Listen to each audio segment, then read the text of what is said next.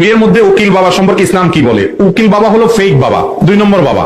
এ বাবার কোনো অবস্থান ইসলামে নাই। যুবক যারা বিয়ে করবেন খবরদার, বিয়েতে কোনো 2 নম্বর বাবা রাখবেন না। আপনার জন্মদাতা বাপ জাজ্জল্যমান বেঁচে আছেন, যদি মরে যান আম্মুর রজুলে সিম্বু আবি, আপনার চাচা আছেন বাপের মতো, হাদিস বলছে।